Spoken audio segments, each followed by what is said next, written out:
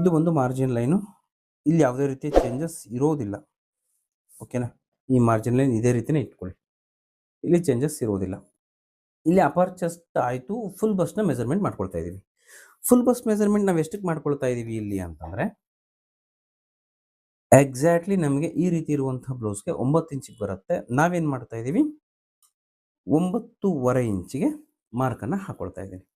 ಓಕೆನಾ, 9.5 ಇಂಚಿಗೆ ಮಾರ್ಕನ್ನು ಹಾಕ್ಕೊಂಡು ಲೈನ್ನ ಡ್ರಾ ಮಾಡ್ಕೊಳ್ಳಿ. ಓಕೆನಾ, ಅಥವಾ ಅವ್ರದ್ದು ಡಾಟ್ ಪಾಯಿಂಟ್ ಎಷ್ಟಕ್ಕೆ ಬರುತ್ತೆ ಅದನ್ನು ಕನ್ಸಿಡರ್ ಮಾಡ್ಕೊಳ್ಳಿ. ಈಗ ನಾವು ಬ್ಯಾಕ್ ಸೈಡಲ್ಲಿ ನಾವು ಎಷ್ಟಕ್ಕೆ ಕನ್ಸಿಡರ್ನ ಮಾಡ್ಕೊಂಡಿದ್ದೀವಿ ನೋಡ್ಕೊಳ್ಳಿ, ಅದನ್ನು ಚೆಕ್ ಮಾಡ್ಕೊಳ್ಳಿ. As it is back side ಎಷ್ಟಿದೆ ಅಷ್ಟೇ ಇಟ್ಟರು ಪರವಾಗಿಲ್ಲ. ಇಲ್ಲಿ 10.5 ಇಂಚ್ ಇಟ್ಕೊಂಡಿದ್ವಿ, 1/2 ಇಂಚು ಫ್ರಂಟಲ್ಲಿ ತೆಗೆದುಕೊಳ್ಳಿ, 10 ಇಂಚಿಗೆ ಇಟ್ಕೊಳ್ಳಿ, ಏನೂ ತೊಂದರೆ ಆಗೋದಿಲ್ಲ. 9.5 ಇಂಚಿಗೆ, ಓಕೆನಾ, 9.5 ಇಂಚಿಗೆ ಮಾಡ್ಕೊಳ್ಳಿ, ಕರೆಕ್ಟಾಗಿ ಬರುತ್ತೆ. ಅವ್ರದ್ದು ನೀವೇನಾದರೂ ಡಾಟ್ ಪಾಯಿಂಟ್ನ ಮೆಜರ್ಮೆಂಟ್ ಮಾಡ್ಕೊಂಡಿದ್ರೆ ದಯವಿಟ್ಟು ಅದನ್ನೇ ಮೆನ್ಷನ್ನ ಮಾಡಿ. ಡಾಟ್ ಪಾಯಿಂಟ್ ಮೆನ್ಷನ್ನ ಮಾಡಿಲ್ಲ ನೀವು ಅಂದಾಗ ಮಾತ್ರ ನೀವು ಅಂದಾಜಿನ ಮೇಲೆ ತೆಗೆದುಕೊಂಡು ಹೋಗಬೇಕು. ಇಲ್ಲಿ ಲೈನ್ನ ಡ್ರಾ ಮಾಡ್ಕೊಂಬಿಡಿ. ಇದು ಒಂದು ಡಾಟ್ ಪಾಯಿಂಟ್ ಆಯಿತು. ಈಗ ನಮಗೆ ಫುಲ್ ಬಸ್ನ ಲೆಕ್ಕಾಚಾರ ತೆಗೆದುಕೊಳ್ಳೋಣ. ಫುಲ್ ಬಸ್ ಎಷ್ಟಿದೆ, 9 ಇಂಚು ಬೇಕು ನಮಗೆ. 9 ಇಂಚ್ ಎಲ್ಲಿಗೆ ಬರ್ತಾ ಇದೆ ನೋಡ್ಕೊಳ್ಳಿ, ಇಲ್ಲಿಂದ 9 ಇಂಚು ಇಲ್ಲಿಗೆ ಬರ್ತಾ ಇದೆ. ಓಕೆನಾ, 9 ಇಂಚಿಗೆ ಎಕ್ಸಾಕ್ಟ್ಲಿ ನಾವೇನು ಮಾಡಬೇಕು, ಮಾರ್ಕನ್ನು ಹಾಕೊಳ್ಳಿ. ಈಗ 9 ಇಂಚಿಗೆ ಮಾರ್ಕ್ ಹಾಕೊಂಡಾದ್ಮೇಲೆ ಇದನ್ನ ನಾವು ಈ ಲೈನ್ ಏನು ಮಾರ್ಕ್ ಮಾಡ್ಕೊಂಡಿದ್ವಿ, ಇಲ್ಲಿ ಏನು ಪಾಯಿಂಟ್ ಔಟ್ ಮಾಡ್ಕೊಂಡಿದ್ವಿ, ಅಪರ್ ಚೆಸ್ಟ್ ಮತ್ತು ಮಿಡಲ್ ಚೆಸ್ಟ್ಗೆ ಏನು ಪಾಯಿಂಟ್ ಔಟ್ ನಾವು ಮಾಡ್ಕೊಂಡಿದ್ದೀವಿ, ಆ ಪಾಯಿಂಟ್ ಔಟ್ಗೆ ಎರಡೂ ಲೈನನ್ನು ಮ್ಯಾಚ್ ಆಗೋ ಥರ ಲೈನ್ನ ಡ್ರಾ ಮಾಡ್ಕೊಳ್ಳಿ.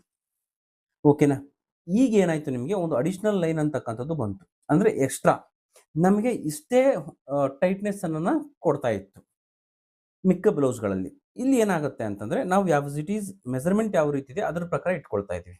ಸೊ ಹಾಗಾಗಿ ಈ ಎಕ್ಸ್ಟ್ರಾ ಅಂತಕ್ಕಂಥದ್ದು ನಮಗೆ ಬಂತು. ಈಗ ನಮಗೆ ಇಲ್ಲಿ ಮಾರ್ಜಿನ್ ಅಂತಕ್ಕಂಥದ್ದು ಬೇಕು. ಹಿಂಗೆ ಕಾಣಿಸುತ್ತೆ, ಇದು ನಮಗೆ ಎಕ್ಸ್ಟ್ರಾ ಮಾರ್ಜಿನನ್ನು ಹಾಕಿರ್ತಕ್ಕಂಥದ್ದು.